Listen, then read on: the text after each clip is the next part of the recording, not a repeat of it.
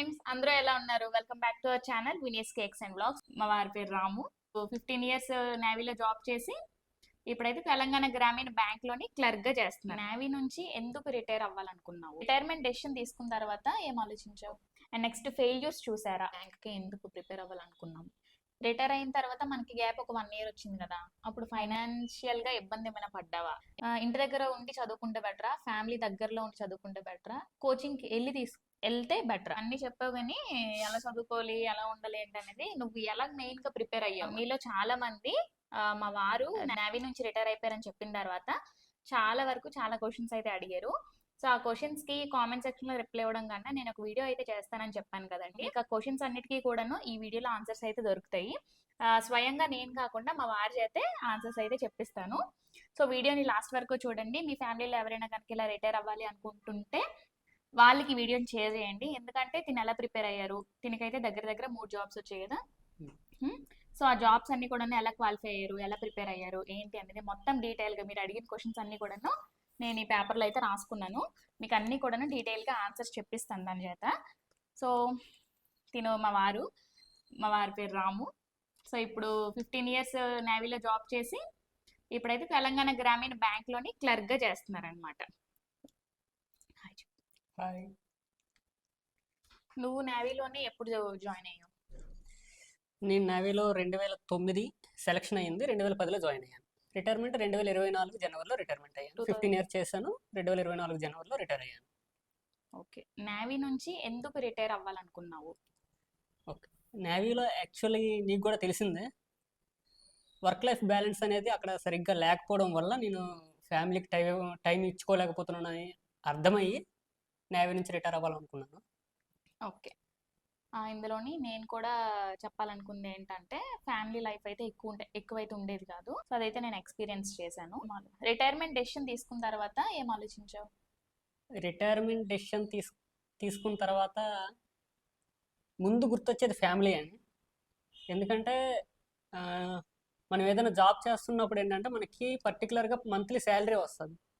Retirement అయిపోయిన తర్వాత defence forces కాబట్టి మీకు పెన్షన్ అయితే ఉంటుంది, కానీ తక్కువ మిగతా వాటితో పోల్చుకుంటే. కాబట్టి ఫ్యామిలీని మీరు అదే లైఫ్లో కంటిన్యూ చేయించాలి, మళ్ళీ వేరే వాళ్ళ దగ్గర మీరు తక్కువ అవ్వకూడదు. చాలా ఆలోచిస్తారు, నేను కూడా చాలా ఆలోచించాను ఏమేమి చేయాలి, ఎలా చేయాలి, అంటే ఈ ప్రాసెస్లో ముందుకెళ్తే బాగుంటుంది, ఈ ప్రాసెస్లో ముందుకెళ్తే బాగుంటుంది, ఈ జాబ్ కొట్టుకుంటే బాగుంటుంది, ఈ జాబ్ ఈజీగా ఉంటుంది, ఇలా వర్క్ లైఫ్ బ్యాలెన్స్ మనకి బాగుంటుంది, శాలరీస్ బాగుంటాయి, అవన్నీ ఆలోచించుకొని ఒక డెసిషన్ తీసుకున్నాను అప్పటికే. రిటైర్మెంట్ డెసిషన్ అనేది నాకు కూడా అడిగారు. నేనేమన్నానంటే నీకు ఏమనిపిస్తే అదే చెయ్యని అయితే చెప్పాను. నేనైతే నువ్వు సర్వీస్ చేయాలి ఏమని చెప్పలేదు. అంటే వర్క్ చేసే తను, ఇంట్లో నేను ఉంటాను కాబట్టి నాకేం తెలీదు, వర్క్ చేసే తను కాబట్టి సో తనకి ఏమవుతుంది ఏంటని తనకి తెలుస్తుంది. తన ఇష్టమే అని చెప్పైతే నేను చెప్పాను. ఎప్పటికైనా ఏ జాబ్ అయినా సరే ఫ్యామిలీ అంతా కలిసి ఉండాలి, నేనైతే నీ దగ్గరే ఉండాలి అని అయితే చెప్పాను. సో అదే నేను కూడా అడిగాను, నేను కూడా చెప్పింది అనమాట. రిటైర్మెంట్ తర్వాత విలేజ్ లో ఏమన్నారు మన ఊర్లోని జనాలు, మన అమ్మ నాన్న, మా అత్తయ్య మావయ్య, మన వాళ్ళు ఏమన్నారు, మన ఫ్యామిలీ మెంబర్స్ ఏమన్నారు? రిటైర్మెంట్ తర్వాత అన్నిటికన్నా వచ్చే పెద్ద సమస్య ఏంటంటే మీరు ఒక పర్టికులర్ ఆర్గనైజేషన్, అదే డిఫెన్స్ ఫోర్స్లో చేసిన తర్వాత, ఏదైనా డిఫెన్స్ కాదు ఏదైనా ఫోర్స్లో కానీ ఎక్కడైనా జాబ్ చేసిన తర్వాత విలేజ్ వెళ్ళారంటే అన్నిటికన్నా ముందు వచ్చే సమస్య ఏంటంటే పక్క వాళ్ళు ఏదో ఒకటి అంటారు, కంపల్సరీగా అంటారు. ఎందుకు మంచి జాబ్ మంచి శాలరీ, నీకు ముందు జాబ్ వచ్చింది కదా అందుకే వదిలేస్తున్నారు, నెక్స్ట్ జాబ్ రాకపోతే నీకు అన్నీ తెలుస్తాయి, అది ఇది చాలా అంటారు. ఇంకా జాబ్ ఇంకా లేట్ అయిన కొద్దీ ఆ ప్రెజర్ అనేది ఇంక పడుతూనే ఉంటుంది, కానీ నాకు పడలేదు, లక్కీలీ నేను తప్పించుకున్నాను. చాలామంది కామెంట్ చేశారు, వీడికి చాలా ఎక్కువైంది, అంత మంచి శాలరీ ఉంచుకొని ఎందుకు వదిలేయడం అని చెప్పి చాలా మంది అన్నారండి. కాకపోతే అక్కడ ప్రెజర్ ఎలా ఉంటది ఏంటని వాళ్ళకి తెలియదు కదా. సో అలాగా ఊర్లో కూడా చాలా మంది చాలా అన్నారు. అవన్నీ వాళ్ళు అంటారు, ఇంట్లో వాళ్ళు అన్నారు, ఇంట్లో వాళ్ళు కూడా అందరూ వదలద్దు, జాబ్ చెయ్యు, ఎందుకు ఇంత హ్యాపీ ఫ్యామిలీ క్వార్టర్స్ ఇవన్నీ ఉంటాయి కదా అన్నారు. కాకపోతే ఇంకా అలాగా రిటైర్ అయితే అయిపోయాము. అండ్ నెక్స్ట్ ఫెయిల్యూర్స్ చూసారా? యాక్చువల్గా రిటైర్మెంట్ అవ్వకముందు నేను ఒక బ్యాంక్ ఎగ్జామ్ రాశాను. యాక్చువల్గా అది అంటే అవుద్ది, కంపల్సరీగా అవుద్ది, సెలక్షన్ తీసుకుంటాను, బ్యాంక్లో జాయిన్ అవుతాను, రిటైర్మెంట్ అవ్వకముందే జాయిన్ అవుతానని చెప్పేసి కూడా అనుకున్నా. ఆ పేపర్ అంటే ఎగ్జామ్ కూడా చాలా బాగా రాశాను. ప్రిలిమ్స్ రాశాను, ప్రిలిమ్స్ చాలా మంచి మార్క్స్ వచ్చాయి. మెయిన్స్ వచ్చేటప్పుడు కూడా మెయిన్స్లో కూడా మంచి మార్క్స్. అంతా అన్ని పేపర్ రిటర్న్ చేసి లాస్ట్కి ఒక దగ్గరికి వచ్చేటప్పటికి స్టక్ అయిపోయాను. ఆ ఎగ్జామ్ అనేది దగ్గరకు వచ్చి ఒక మార్కులో పోయింది. ఒక సెక్షన్ క్వాలిఫై అవ్వలేదు. ఆ సెక్షన్ క్వాలిఫై అవ్వకపోవడం వల్ల మొత్తం ఎగ్జామ్ మొత్తం క్వాలిఫై అవ్వలేదు. సో చాలా చాలా డిసప్పాయింట్ అయిపోయాను. ఎట్టా అంటే ఇంకా ఇంకే ఎగ్జామ్ కూడా రాయను, ఇంకా అట్టనే ఉంటానని చెప్పేసి అనుకున్నా. మొత్తం డిమోటివేట్ అయిపోయాయి. ఫ్యామిలీ కూడా చెప్పేసాను, ఇంక నేను చదవను, ఏం చేయను అదేదని చెప్పేసి. బిజినెస్ కంటిన్యూ బిజినెస్ చేస్తున్నాం కంటిన్యూ చేసుకుంటాను అని నీతో చెప్పి పాటు. అన్నారనమాట. మీకు కూడా ఒక వీడియో షేర్ చేశాను, మీకు త్వరలో నేను ఒక గుడ్ న్యూస్ చెప్తానని చెప్పి. అప్పుడు నూడిల్స్ తింటూ ఒక వీడియో షేర్ చేశాను నేను. అప్పుడైతే ప్రిలిమ్స్ క్వాలిఫై అయ్యారు. నేను అప్పుడు కూడా రివీల్ చేయలేదు, ఎందుకంటే అది చెప్పకూడదు, మొత్తం కంప్లీట్ అయిన తర్వాత ఇలా జాయిన్ అయిన తర్వాత చెప్దామని నేను అనుకున్నాను కాబట్టి అప్పుడైతే ఏమీ రివీల్ చేయలేదు. సో కాకపోతే అదైతే మాకు రాలేదు. అది వచ్చుంటే మాత్రం ఇప్పుడు మేము ఆంధ్రాలో ఉండేవాళ్ళం. మళ్ళీ ఎలా స్టేబుల్ అయ్యారు? ఎలా స్టేబుల్ అయ్యామంటే, ఇప్పుడు మా ఫ్రెండ్స్ ఉన్నారు, నేను కొంతమంది ఎక్కువ మందితో మాట్లాడను. మా ఫ్రెండ్స్లో చిన్నారావు అని చెప్పేసి ఒక అతను ఉంటాడు, క్లోజ్ ఫ్రెండ్ ఎప్పటి నుంచో. ఇంకా మా మిస్సెస్ తను కూడా కంటిన్యూ చేయండి. మా మామయ్య గారు, మా మామయ్య గారు అవుతుంటాయి ఇలా ఇవన్నీ, ఎందుకురా ఈసారి కాకపోతే నెక్స్ట్ సారి అయ్యింది, తొందరపడకు, అనవసరంగా వాళ్ళ డెసిషన్లను తీసుకోకు, చదివితే నెక్స్ట్ టైం కూడా అవుద్ది అంటే. వీళ్ళు ముగ్గురు మెయిన్, మిగతా వాళ్ళతో నా పెద్దగా ఇదేం కాదు. మా బెస్ట్ ఫ్రెండ్ అయితే ఆడు చిన్నారావు ఒకడు, మా మిస్సెస్, మా మామయ్య గారు, వీళ్ళు ముగ్గురు కూడా ఎప్పుడు మోటివేట్ చేశారనమాట. వద్దురా, వదలకు, ఏం చేయకు, ఏం అవ్వదు, నెక్స్ట్ టైం వస్తుందిరా, నీకు కంపల్సరీ అవుద్ది అని చెప్పేసి అంటే మళ్ళీ స్టార్ట్ చేసుకున్నాం. మెల్లమెల్లగా స్టార్ట్ చేసుకొని ఎలాగైనా సరే జాబ్ సంపాదించాలి అని అనుకొని మైండ్ని మళ్ళీ డైవర్ట్ చేసుకొని మళ్ళీ ఈ జాబ్ వెతికే దీనిలో వచ్చానమాట. ఓకే. మనము నేవీ నుంచి రిటైర్ అయిన తర్వాత బ్యాంక్ జాబే ఎందుకు తీసుకోవాలనుకున్నావు? బ్యాంక్కి ఎందుకు ప్రిపేర్ అవ్వాలనుకున్నాం? సీనియర్స్ చాలామంది ఉంటారు రిటైర్మెంట్ అయిన వాళ్ళు, మన కొలీగ్స్ ఉంటారు, అందరు కూడా డిఫెన్స్ ఫోర్స్ నుంచి రిటైర్మెంట్ అయిన వాళ్ళు మ్యాక్సిమం బ్యాంకును, ఫైనాన్షియల్ సెక్టర్ నుంచే జాబ్ చేద్దామని చెప్పేసి అనుకుంటారు. ఎందుకంటే దానిలో పే ఫిక్సేషన్ అనేది ఒక ఆప్షన్ ఒకటి ఉంటుంది. సో మన పే ప్రొటెక్షన్ ఉంటుంది కాబట్టి ఆ అమౌంట్ ఏదైతే ఉందో ఆ అమౌంట్ అనేది మనకి మంచి శాలరీ అనేది వస్తుంది అని చెప్పి మొదటి నుంచి అందరు గైడ్ చేసింది అదే. ఈ బ్యాంక్ జాబ్స్కి వెళ్ళండి, బ్యాంక్ జాబ్స్కి వెళ్ళండి అని చెప్పేసి. నాకు కూడా అదే అనిపించింది, అది కూడా కరెక్టే. ఎందుకంటే మనం ఒక సెక్టర్ నుంచి వేరే సెక్టర్లోకి షిఫ్ట్ అయ్యాము అంటే మా ఫ్యామిలీని కూడా ఒక్కసారి సడన్గా ఒక హై దీని నుంచి సడన్గా కిందకి తీసుకుని వస్తే వాళ్ళు ఆ ప్రెజర్ని తట్టుకోలేరు. సో అది మెయింటైన్ అవ్వాలంటే మనం కూడా స్టేబుల్ ఇన్కమ్ అనేది రావాలి. సో ఆ ఇన్కమ్కి సీనియర్లు గైడ్ చేసిన దానికి ఏంటంటే ఓకే, ఈ బ్యాంక్ జాబ్స్ కానీ ఫైనాన్షియల్ సెక్టర్లో ఏదైనా జాబ్స్ కానీ అయితే బాగుంటాయని చెప్పేసి గైడ్ చేస్తే నేను కూడా అదే దారి ఎంచుకున్నాను. ఓకే. రిటైర్ అయిన తర్వాత మనకి గ్యాప్ ఒక 1 year వచ్చింది కదా, అప్పుడు ఫైనాన్షియల్గా ఇబ్బంది ఏమైనా పడ్డావా? ఎందుకంటే అప్పుడు సెట్ ఆఫ్ అమౌంట్ వచ్చేది. సో అందులోని మనకి 70% అనేది రాదు. రిటైర్ అయిన తర్వాత దగ్గర దగ్గర 25% వస్తుంది. సో ఆ డబ్బుల్లోనే ఇంకొంత మనమైతే రిటైర్ అయినప్పుడే తీసేసుకుంటాం. కొంతమంది తీసుకుంటారు, కొంతమంది తీసుకోరు. మేమైతే తీసుకున్నాం. మాకు వచ్చే ఫంక్షన్ చాలా తక్కువ. అప్పుడు ఫైనాన్షియల్గా ఎఫెక్ట్ ఏమైనా అయ్యావా ఫ్యామిలీ పరంగా ఉండడానికి కానీ దేనికైనా? ఫైనాన్షియల్గా 1 yearలో రిటైర్ అయినాక. రిటైర్మెంట్ 1 yearలో అయితే నేను ఫైనాన్షియల్గా అయితే ఎఫెక్ట్ అవ్వకపోవడానికి కారణం మేడం గారు ఉన్నారు పక్కనే. ఎందుకంటే తను మొత్తం చూసుకుంది.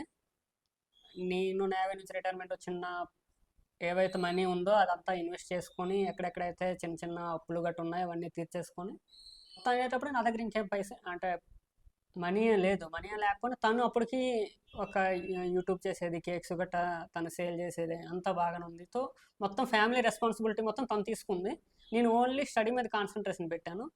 సో ఇద్దరం కలిపి ముందుకు తీసుకెళ్ళాం కాబట్టి నాకు తెలిసి ఈరోజు నేను ఓకే, నాకు ఒక జాబ్ వచ్చింది. మా ఇద్దరం కలిపి తీసుకున్న డెసిషన్ బాగా పనికొచ్చిందని అనుకుంటున్నాను. ఇంటి దగ్గర ఉండి చదువుకుంటే బెటరా? రిటైర్ అవ్వాలనుకుంటున్న వాళ్ళకి కానీ రిటైర్ అయిన వాళ్ళకి కానీ సజెషన్ ఇది ఇవ్వు. ఇంటి దగ్గర ఉండి చదువుకుంటే బెటరా, ఫ్యామిలీ దగ్గరలో ఉండి చదువుకుంటే బెటరా, కోచింగ్కి వెళ్తే బెటరా? అంటే నా ఒపీనియన్ ప్రకారం ఏంటంటే కొంచెం ఫ్యామిలీకి ఒక 5 months 6 months దూరంగా ఉండి చదివితే ఎక్కువ కాన్సన్ట్రేషన్ మీద చదవచ్చు అని నేను అనుకుంటున్నాను. ఎందుకంటే రేషియో చూసుకుంటే ఎవరైతే కోచింగ్ సెంటర్కి వెళ్ళి జాయిన్ అయ్యి చదివిన వాళ్ళు నెక్స్ట్ ఇంటి దగ్గర ఉండి చదువుకున్న రేషియోలు చూసుకుంటే కోచింగ్ సెంటర్కి వెళ్ళి జాయిన్ అయిన రేషియో అనేది ఎక్కువ ఉంది జాబ్ సంపాదించడంలో. అలా అని చెప్పేసి ఇంటి దగ్గర చదువుకుంటే రాదనే లేదు. ఇంకోటి మన ఏంటంటే ఇంట్లో పనులు కూడా ఉంటాయి కదండి. ఇప్పటి వరకు అంటే కొంతమంది ఉంటారు అన్ని ఆడవాళ్ళు చూసుకున్నది, కొంతమంది ఏంటంటే మొత్తం అంతా కూడా మగవాళ్ళే చూసుకున్న వాళ్ళు ఉంటారు. సో అలాంటి వాళ్ళు చదవడం, ఇంట్లోనే కూర్చొని చదవడం అంటే కొంచెం కష్టం. ఫ్యామిలీని మేనేజ్ చేసుకోవాలి, పిల్లలు వీళ్ళు వాళ్ళు ఉంటారు కదా. సో అలా కొంచెం చదవడం కష్టం. నా ఒపీనియన్ కూడా అదే. ఫ్యామిలీ కొంచెం ఒక 5-6 మంత్స్ అయినా వదిలి వాళ్ళు సపరేట్గా వెళ్ళి ఎక్కడికో దగ్గరికి వెళ్ళి రూమ్ తీసుకొని చదువుకుంటే వాళ్ళు కొంచెం కాన్సన్ట్రేషన్గా కూర్చొని చదవగలరు. వీరు చదవలేరు అంటే నాకు ఇంట్రెస్ట్ ఉండదు, చదువు ఇంట్రెస్ట్ ఉండదు అన్నోళ్ళు వెళ్ళి కోచింగ్ తీసుకున్న వేస్ట్. చదువు ఇంట్రెస్ట్ ఉండాలి, చదవాలి. మనం కష్టపడితేనే కోచింగ్ అయినా తీసుకుంటే కోచింగ్ తీసుకున్నా బాగుంటది అనమాట. ఇంట్రెస్ట్ ఉన్న వాళ్ళు ఇంటి దగ్గరైనా చదవగలరు, కాకపోతే ఇంటిని కూడా మేనేజ్ చేసుకుంటూ ఇంకా ఎక్కువ చదవాలన్నమాట, అంతే. సో మొత్తానికి ఏది సజెస్ట్ చేస్తావు, ఇంటి దగ్గర కోచింగా? Coaching coaching. కోచింగ్ లైఫ్ అంటే ఏదైనా ఇన్స్టిట్యూట్కి వెళ్ళి కోచింగ్ జాయిన్ అయ్యామంటే అక్కడ అన్ని ఫెసిలిటీస్ ఉంటాయి కదా. అంటే మనం రాజాలాగా వెళ్ళాం వచ్చేసామని అలాగేం ఉండవు. అక్కడ కూడా హర్డల్స్ ఉంటాయి.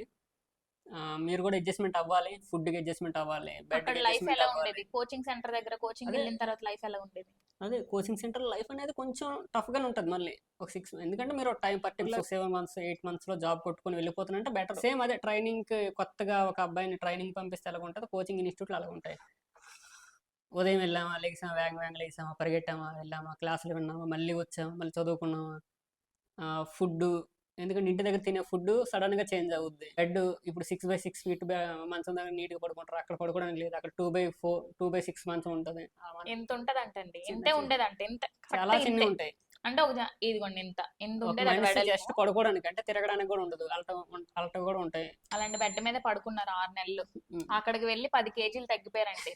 చాలా హెల్త్ అయితే బాగా పాడైపోయింది. నేనైతే ఇంకా వచ్చి అని చెప్పాను, కానీ ఇంకా ఎగ్జామ్స్ దగ్గర అవ్వడం వల్ల ఇంకా రాలేదు. ఎగ్జామ్స్ అన్ని కంప్లీట్ అయిన తర్వాతే తినైతే ఇంకా వైజాగ్ వచ్చారు. విజయవాడలో కోచింగ్ తీసుకున్నారు. మీకు ఆల్రెడీ చూపించాను ఎక్కడ ఏంటి అంటే, మీకు ఆల్రెడీ ముందు వీడియోస్లో చూపించాను. కోచింగ్ సెంటర్ తీసుకోవడం అనేది మీ మీ ఓన్ డెసిషన్ అది. ఓన్ డెసిషన్ అనమాట. మాకు అది నచ్చి మేము తీసుకున్నాము. ఏం తీసుకున్నాను ఏంటి అనేది మీకు ముందు వీడియోలో చెప్పాను. ఇప్పుడు ఇవన్నీ చెప్పావు, కానీ ఎలా చదువుకోవాలి, ఎలా ఉండాలి ఏంటి అనేది నువ్వు ఎలా మెయిన్ గా ప్రిపేర్ అయ్యావు అంటే, నీకు అంటే 3 జాబ్లు అని చెప్పాను కదా. ఒకటి వచ్చేసి కెనరా బ్యాంక్ లో వచ్చింది తమిళనాడు, ఒకటి వచ్చేసి తెలంగాణలోని వచ్చింది, ఇంకోటి ప్రైవేట్ సెక్టర్ లో ఒక జాబ్ వచ్చింది అనమాట. ఈ మూడింటికి కూడా కోచింగ్ తీసుకునేది ఒకటే. ప్రిపరేషన్ ఎలా అయ్యావో చెప్పు. ప్రిపరేషన్ అనేది ఏముంటుందంటే జస్ట్ బేసిక్కే ఉంటాయి అన్నీ. మన 10th క్లాస్లో ఏం చదువుకున్నా అవే ఉంటాయి. కానీ బ్యాంక్ సెక్టర్కి వచ్చేటప్పటికి మీకు స్పీడ్ కావాలి, స్పీడ్ని మీరు డెవలప్ చేసుకోవాలి. ఇక్కడ సింపుల్గా ఎన్ని సబ్జెక్టులు ఎక్కువేం కాదు, 5. ఏ ఎగ్జామ్ తీసుకున్నా 5 ఉంటాయి. Reasoning, English, maths, computer, next general awareness. ఇందులో అన్నిటికన్నా ఇంపార్టెంట్ ఏంటంటే రీజనింగ్, ఇంగ్లీషు కంపల్సరీ. 2 అనేది కొంచెం మీరు హై పీక్లో చదివేసి మిగతావన్నీ నార్మల్గా తీసుకెళ్ళినా సరే మీ సెక్షనల్ కట్ ఆఫ్స్ అన్నీ క్లియర్ అవుతాయి. కానీ రూరల్ బ్యాంక్స్ను IBPS బ్యాంక్లో మీ సెక్షనల్ కట్ ఆఫ్స్ అన్ని కంపల్సరీ క్వాలిఫై అయితేనే మీరు మెయిన్ ఓవరాల్ కట్ ఆఫ్లో క్వాలిఫై అవుతారు. సో అది చూసుకొని రీజనింగ్కి ఏంటంటే స్టార్టింగ్ నుంచి కూడా రీజనింగ్ ఎంత ప్రాక్టీస్ చేయగలిగితే అంత ప్రాక్టీస్ చేయండి. నాకు తెలిసిన కొన్ని సోర్సెస్ అయితే నేను చెప్తాను. నేను అలాగా యాక్చువల్లీ కోచింగ్ తీసుకున్నాను కాబట్టి అక్కడ చదివేవాడిని. ఇంకోటి ఏంటంటే ఆర్ట్ ఆఫ్ రీజనింగ్ అని చెప్పేసి ఒక అతను హిందీలో చెప్తాడు. మన ఎక్సర్విస్మెన్ అందరికీ యాక్చువల్గా హిందీ అయితే ఇంకా అసలు ఇబ్బందే ఉండదు. Art of reasoning by Sanjay అని ఉంటారు, అతను చాలా బాగా చెప్తాడు. నేనైతే అతని ఛానల్ చూసేవాడిని. అతను మెయిన్స్కి అయితే ఇంకా సూపర్ అనమాట, చాలా చాలా బాగా చెప్తాడు. క్వాంట్కి వచ్చేటప్పటికి మన గైడ్లీలో మీనాక్షి మ్యామ్ అని ఒక మ్యామ్ ఉంటారు, ఆవిడ బాగా చెప్తారు, ఆవిడ ఫాలో అవ్వచ్చు. పజిల్స్ అండ్ సిట్టింగ్ అరేంజ్మెంట్ అయితే నేను అంకుశ్ లాంబా అని చెప్పేసి ఒక సార్ ఉంటారు, ఇవన్నీ యూట్యూబ్లో చూసుకున్నాను సార్. నెక్స్ట్ ఏంటంటే అంటే కోచింగ్లో వినేవాడిని, వచ్చి మళ్ళీ యూట్యూబ్లో చూసి రెండింటికి వేరియేషన్లో మనకి ఏదైతే స్పీడ్గా పజిల్ అండ్ సిట్టింగ్ అరేంజ్మెంట్ పడుతుందో ఆ మెథడ్ ఫాలో అయితేనే మనం కొంచెం మిగతా వాళ్ళకన్నా ముందుకు వెళ్తాం. ఇప్పుడు ఎక్సర్విస్మెన్ కట్ ఆఫ్ కూడా ఎక్కువ వెళ్తుంది కాబట్టి రీజనింగ్, ఇంగ్లీషు మీద ఎక్కువ కాన్సన్ట్రేషన్ చేసి వాటిని ప్రాక్టీస్ చేయండి. నేను ఒక ఛానల్ చెప్పాను కదా, ఆ ఛానల్లో చూడండి, అన్ని వీడియోస్ ఉంటాయి ఆ ఛానల్లో. మ్యాథ్స్ ఆల్రెడీ చెప్పాను. ఇంగ్లీష్ అయితే నిమిషే బన్సులు మేము ఉంటుంది, ఆవిడ బాగా చెప్తుంది. ఎడిటోరియల్ వీడియోస్ అన్నీ నీట్గా ఫాలో అవ్వండి. నెక్స్ట్ జిఏకి వచ్చేటప్పటికి బెంచ్ మార్క్ స్టడీ అని ఒక యూట్యూబ్లో క్లాసెస్ ఉంటాయి, ఓన్లీ ఆ క్లాసెస్ ఫాలో అయితే సరిపోద్దండి, ఇంకేం అవసరం లేదు. కంప్యూటర్కి వచ్చేటప్పటికి సచిన్ అరోరా అని చెప్పేసి ఒక అతను ఉంటారు. ఆ సచిన్ అరోరా పీడిఎఫ్ అతను క్లాస్ చెప్తుంటాడు, పీడిఎఫ్లో కూడా పెడుతుంటాడు. అవి ఫాలో అయితే కంప్యూటర్ మీకు కంప్లీట్ అయిపోద్ది. సో ఇవన్నీ సోర్సెస్. ఇవి ఈ సోర్సెస్ని మీరు కంపల్సరీగా నీట్గా ఫాలో అయితే ఇంకా వేరే సోర్సెస్ వెతకడానికి అవసరం లేదు. మరి ఎందుకు మీరు ఇవన్నీ చూసి కూడా కోచింగ్కి ఎందుకు వెళ్ళారంటే, కోచింగ్లో మీకు కంటిన్యూటీ ఉంటుందండి. కంటిన్యూ మీరు ప్రాక్టీస్లో ఉంటారు. ఇంటి దగ్గర ఉంటే ఆ ప్రాక్టీస్ తప్పు. ప్రాక్టీస్ తప్పిందంటే మీకు ఎగ్జామ్స్లో చాలా చాలా ఇబ్బంది అవుద్ది. సో ప్రాక్టీస్ కోసమనే మీరు కోచింగ్ సెంటర్కి వెళ్ళాలి. ఎందుకంటే చుట్టూ పిల్లలు ఉంటారు. ఆ పిల్లలతో చూసి మనకు కొంచెం మోటివేషన్ వస్తుంది. మనం కూడా ప్రాక్టీస్ చేస్తుంటాం. వాళ్ళతో పాటు మాట్లాడుతుంటాం, ఏం చేస్తున్నారు, ఎలా చేస్తున్నారు, అది ఇది అని చెప్పేసి. అవన్నీ చూసుకొని ముందుకు వెళ్తే చాలా మంచిది. ప్రాక్టీస్ కూడా వెళ్ళండి. ఇక్కడ 6 months టైం ఇచ్చామనుకోండి, జాబ్ వస్తుంది అనుకోండి, తర్వాత హ్యాపీగా ఉండొచ్చు, ఏ ఇబ్బంది ఏమి ఉండదు. నేను చెప్పాల్సింది ఏంటంటే ఫోకస్ చేయండి మెయిన్ రీజనింగ్ ఇంగ్లీష్ మీద. సోర్సెస్ అయితే మీకు చెప్పాను, వాళ్ళే పీడిఎఫ్లు కూడా ఇస్తుంటారు, క్లాసులు చెప్తుంటారు. ఇవన్నీ నీట్గా ఫాలో అయ్యి మీరు కూడా సక్సెస్ అయ్యి మళ్ళీ వేరే జాబులో రావాలని చెప్పేసి కోరుకుంటున్నాను. Thank you. మనకి 3 జాబ్స్ వచ్చాయి కదా, సో మూడిట్లో ఇది ఎందుకు సెలెక్ట్ చేసుకున్నాం? తెలంగాణ గ్రామీణ బ్యాంక్ సెలెక్ట్ చేసుకున్నాను ఎందుకంటే నేను యాక్చువల్గా అయితే కెనరా బ్యాంక్ అనుకున్నాను. కానీ మా మిస్సెస్ గారు అయితే మళ్ళీ తమిళనాడు నాకు ఇష్టం లేదు. యాక్చువల్గా కెనరా బ్యాంక్ తమిళనాడులో వచ్చింది, తనకి ఇష్టం లేదు, తెలుగు స్టేట్స్లో ఉందా, ఇక్కడ బాగుంది నాకు, ఓకే అని చెప్పేసి అంటే తను డెసిషన్ ప్రకారం ఓకే ఫ్యామిలీ గురించి అని రిటైర్మెంట్ అయ్యాం కదా, సో ఫ్యామిలీ గురించి వాళ్ళ డెసిషన్ ఫైనల్ గురించేసి తెలంగాణ గ్రామీణ బ్యాంక్ వచ్చాను. నేను ఎందుకు తెలంగాణ గ్రామీణ బ్యాంక్ సజెస్ట్ చేశానంటే, కెనరా బ్యాంక్ బాగుంటుంది, ఫెసిలిటీస్ అన్నీ బాగుంటాయి అంట విన్నాను నేను కూడా. కానీ అది వచ్చేది మాకు తమిళనాడు తెలంగాణ దగ్గర దగ్గర దూరం ఒకటే మాకు, మా శ్రీకాకుళంకి మెయిన్గా మా అత్తయ్యల ఇంటికి. సో దూరం పక్కన పెడితే అక్కడ పాపకి స్టడీ కానీ ఏదైనా సరే మొత్తం డిఫరెంట్ అనమాట. ఇప్పుడు కొత్తగా స్టార్ట్ చేయాలి, ఒకవేళ స్టార్ట్ చేసినా సరే మేము తర్వాత షిఫ్ట్ అయ్యే ఛాన్స్ ఉంటుంది, మాకు ట్రాన్స్ఫర్స్ అనేవి ఉంటాయి అనమాట, షిఫ్ట్ అవ్వచ్చు ఆంధ్ర. సో ఒకవేళ అక్కడ చదువు స్టార్ట్ చేసిన తర్వాత ఒక 5th వరకు లేదంటే 7th వరకు వచ్చిన తర్వాత మేము ట్రాన్స్ఫర్ మాకు వచ్చింది అనుకోండి, మళ్ళీ ఆంధ్రలోకి వచ్చిన తర్వాత చదువు బాగా డిస్టర్బ్ అయిపోతుంది మెయిన్గా. సో మెయిన్ దాని గురించి, పాప గురించి ఆలోచించి మేమైతే ఇటు షిఫ్ట్ అవ్వాలి అని అయితే నేను అనుకున్నాను. నాకు మెయిన్గా ఇంకా తమిళనాడు వెళ్ళాలని లేదు ఇంట్రెస్ట్, తెలుగు స్టేట్స్లోనే ఉండాలి అనే ఆలోచనతోనే మేము ఇంకా తెలంగాణ గ్రామీణ బ్యాంక్ సెలెక్ట్ చేసుకొని ఇక్కడికి వచ్చాము. మాకు ఏ ఏరియా వస్తుంది ఏంటి అనేది ఏమీ తెలియదు అనమాట ఫస్ట్. అదా ఇదా రెండు కూడాను ఒకేసారి అనమాట, నువ్వు వెళ్తే అటు వెళ్ళాలి లేదంటే ఇటు వెళ్ళాలి అన్నట్టు మాకు డేట్స్ కూడా వచ్చాయి. ఇక్కడ జాయినింగ్ డేట్ ఇక్కడ 28th కదా, 28 ఇక్కడ జాయినింగ్ డేట్, 29th తమిళనాడులోని డాక్యుమెంట్ వెరిఫికేషన్ అనమాట.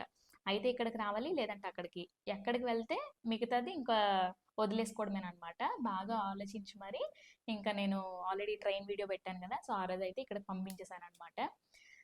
అది తెలంగాణ గ్రామీణ బ్యాంక్ అయితే అందుకు సెలెక్ట్ చేసుకున్నాం మేము. ఫైనల్లీ ఏం చెప్పాలనుకుంటున్నాం? ఫైనల్ అంతా బాగానే ఉంటుంది.